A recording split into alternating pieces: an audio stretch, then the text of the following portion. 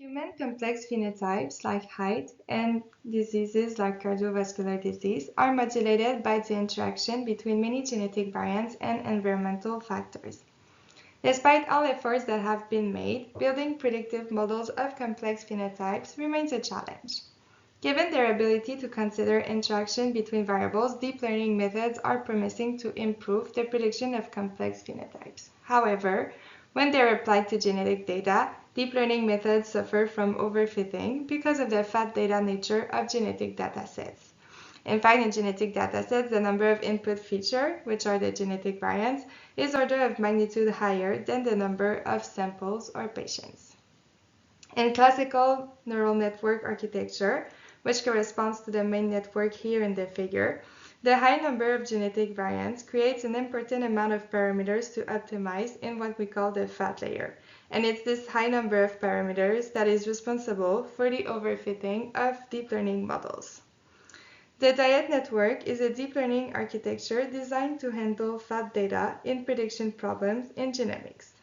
The diet network architecture is composed of two networks, a main network dedicated to the prediction task and trained on sampled genotypes of the genetic variants, which here are the single nucleotide polymorphism or SNPs, and an auxiliary network that is trained on a SNP embedding, which is a task-relevant representation of each SNP, to predict the parameter values in the fat layer of the main network to reduce overfitting.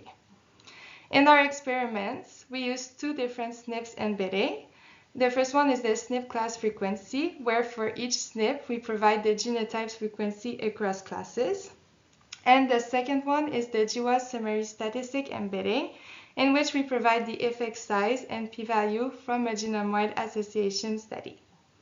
In this project, we looked at three tasks: a population stratification task, in which we assess the generalization capability of the diet network, and two complex phenotype prediction tasks on obesity and height.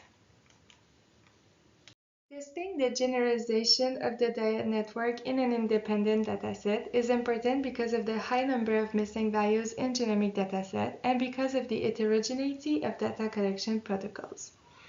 We designed the first experiment to make the diet network more robust to missing data in a population stratification task using the 1000 Genome Project dataset, which contains around 3,500 samples classified into 26 populations.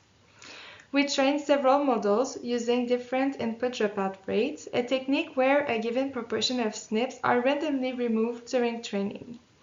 In a test set where we remove SNP across all samples to simulate missing values, we showed that the diet networks trained with input dropout rates of 0.5 and 0.99 in green and orange have higher accuracies than the model trained without input dropout in blue for a higher number of SNPs removed in the test set. We also show that using a too high input dropout rate prevents the model from reaching a good accuracy. Overall, this shows that training with input dropout makes the diet network more robust to missing values in the test set. We evaluated the generalization capability of the diet network trained on a population stratification task in 1000 Genome Project in the independent dataset Carthagène, the biobank of the Quebec province. The UMAP on 1000 Genome Project and on the Quebec reference panel with the projection of Carthagène samples in black shows the genetic diversity in Carthagène. We see that Carthagène contains French-Canadian individuals that are of European descent. When trained with input dropout to account for the high number of SNPs used with 1000 Genome Project but not found in Carthagène, we see that most of the French-Canadian in Carthagène are correctly classified as European by the diet network. Those results show that on a population stratification task, the diet networks trained in 1000 Genome Project can generalize its prediction to a founder population, the French-Canadian found in Carthagène. We trained the diet network to predict obesity using white British samples in the UK biobank, divided into normal weight and obese classes according to their body mass index. The diet network reaches an accuracy of 61% on the test set, and the predictions made with the model are similar to results obtained with a genetic risk score, as shown by the AUC in the plot on the right.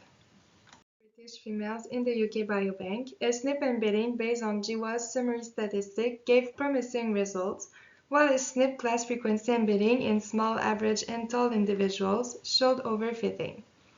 Studying fat layer parameters show a gain in variance after the rapid gain of correlation just before epoch 80, as shown in the plot on the top right. Our results also show, for a subset of 1,000 SNPs plotted on the bottom right, that SNPs with significant p-values and higher effect size are associated with higher parameter values in the fat layer. In conclusion, the results on generalization, obesity, and height prediction show the potential of the diet networks to handle genetic variants in the prediction of complex phenotypes.